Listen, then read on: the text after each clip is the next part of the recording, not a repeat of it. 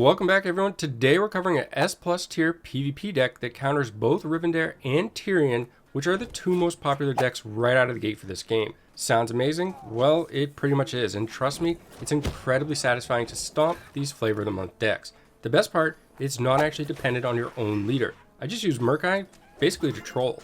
On the left are the units within the deck, and these are actually flexible to some degree. So we're going to cover everything you need to know about each unit, and what we're looking for in case you don't have them yet, and you're just going to have an idea of what you could substitute in place for them.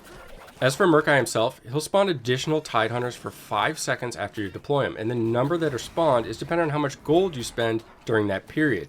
On the Alterac value map, this is actually useful because these Tidehunters, being ranged units, occasionally wind up on top of the bridge, where they nuke all kinds of enemy units, even much more powerful ones, and get tons of value. Again, Murk-Eye isn't actually required, but it just stings worse when the meta deck gets stomped by him.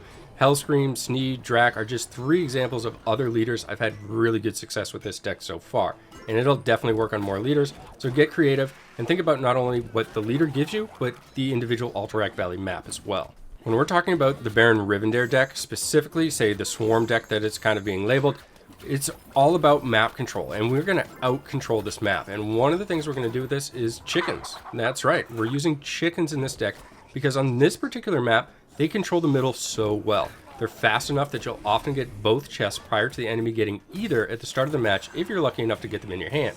When we're talking about Rivendare again, they can also defeat multiple skeletons that he spawns periodically while in play down the lanes. All of this for the price of 1 gold. Just enormous value. Vultures, which also cost 1 gold, are another method of lane control, and again, we're going to out-control the map. The summon skeletons can't hit these, and they spawn another vulture when they land a kill. Great for picking off kobolds or the skeletons as mentioned. At this point, I want to make sure that we're clear on Murk-Eye's leader ability as well. It spawns additional units based on the price or gold you spend, and not how powerful that unit is, meaning that these cheap chickens and cheap vultures don't affect the Tidehunter that's being spawned. You still get an equal Tidehunter for it. For leaders other than Murk-Eye, say Hellscream for example, you can let the minions swarm the enemies once you've let Hellscream engage. So let Hellscream or another tank go out in front and then have the minions come in behind, and you'll just basically overpower the enemy through numbers. After showing those 2 units, we'll start talking a little bit now about some counters to our own deck. Blizzard is a very strong spell against us, however, we still have the ability to beat Blizzard decks, so it's not an outright loss, and I still have a pretty good win rate against them. At this point, probably around 50%. For a deck that's specifically there to counter Horde or Swarm type decks, it's still a solid win rate. Pyromancer is our answer to tanky, high health enemies, and works really well against the Tirion decks, being the second most popular deck that I've seen so far. But it's weak against the Rivendare deck. So it's in the deck for some versatility, and because you'll inevitably face other leaders, whether it's Tirion or other leaders aside from that as well. So you still get solid value from it. Don't be discouraged if this seems lackluster against specifically Rivendare. The only spell we're running in the deck is Execute, and this is absolutely amazing for finishing off towers. Oftentimes the enemy doesn't even know that you're able to capture that tower. Also chunks high health enemies like Abomination, so overall just tons of value. Can even sneak damage onto the core, whether it's going down to the finale or just periodically through the match and get wins that way. I've actually won several matches just from periodically throwing Execute on there and whittling it down. The Drake is going to be the flying unit that we use, and this does strong splash damage. It absolutely devastates the melee units within Tirion decks, and at the same time, if you support it with tanks, it also does well versus Rivendare. But you certainly don't want to send it out solo for the most part against those decks, unless you're just picking off a skeleton, but that's a lot of gold to use in order to do so. The Stonehoof Tauren is a great frontline. It handles ranged and mages alike. Its in-combat charge is so effective. It allows you to kill the backline in situations where your minis would otherwise basically perish, often turning the tides of a battle and giving you the advantage. Overall, it's a very well-rounded deck, and this will help get you out of Elo Hell, as it's often referred, and quickly at that, because it feeds on the 2 most popular decks, and the way ladders work, you'll have an incredibly high win rate until you reach your peak, at which point you'll need to change decks to the next counter deck, which I'll cover in the next video. But let's take a look at some gameplay. Alright, here we have a match against Rivendare, and this was a really good match and well played on both sides in my opinion. So I'm getting the chickens out down the middle, and this is going to go after the chest. The enemy does get onto the other chest. Now I do have a cobalt going onto the mine in the lower left of the screen there, and that's going to be sent to go across the bridge. However, the enemy is going to get to that one first. The Drake is going to pick off the skeleton on the left, easy as can be. Not enormous value there because it did cost 4 gold. However, on the right side, I need to do some damage control. They have a Pyromancer out. I can send my chickens, but the splash damage is basically going to devastate them. So I also send the Stonehoof Tauren, which is no longer on the screen at the moment, but that Tauren is going to take care of the remainder of that Pyromancer's life.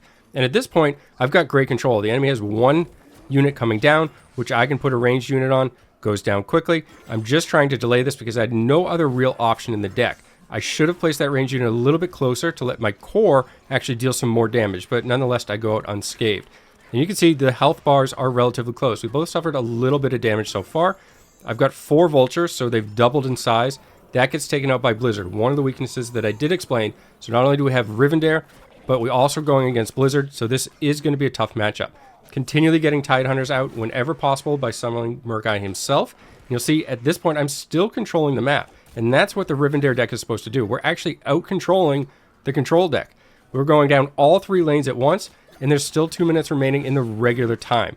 So here, I'm just trying to hoard up some gold.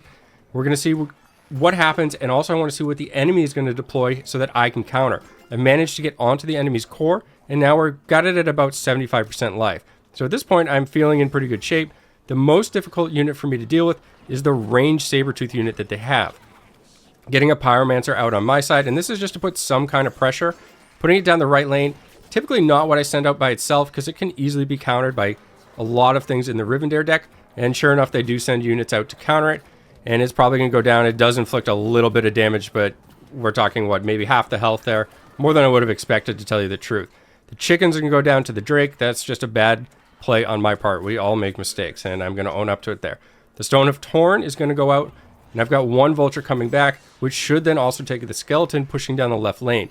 So again, I'm sorry that this commentary is so fast-paced, but this is the way that the game is. And I can break this down and show you segments and pause things and so forth in later videos if people are interested. I'd be happy to do that. Did a lot of that for other games that I've covered as well. Enemy's got a Pyromancer coming down the middle. Pyromancer is one of the more difficult units for me to actually counter, especially when they run it in that deck. It's not always there in my experience. I've also got to deal with the Sabertooth unit on the left as well. So at this point, I'm going to kind of pull back and go full defensive. For the first time, I'm actually feeling pressured from the enemy here, and they've gained control of the map. So I need to retake this. Getting these chickens out because there's a front line there, and look how much damage these chickens do. They're just dealing huge amounts of damage because I've got the Tauren in front tanking. And like I said, you could do this with other decks. Doesn't have to be Murk-Eye. Any leader that's capable of tanking will work really well with this setup as well. Remaining or choosing to stay defensive here. And I'm doing this because I have a health lead with very little time remaining. So what I'm going to do here is just kind of react to what they're doing. I've got Murk-Eye in my hand. I will play that at this point and play an additional troop just to get some more value from these Tidehunters and beef up my defenses.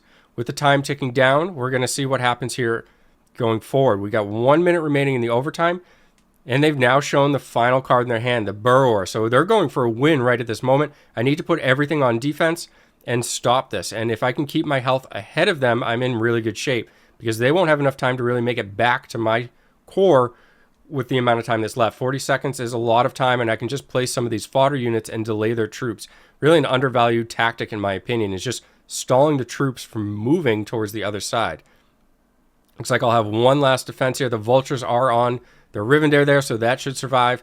I'm throwing another execute just to get that health even lower. So in the final few seconds, I can take this win here. And I should have this secured because they're not going to make it to my side, as I mentioned. They've got 1 Burrower, but that will not do enough damage to me.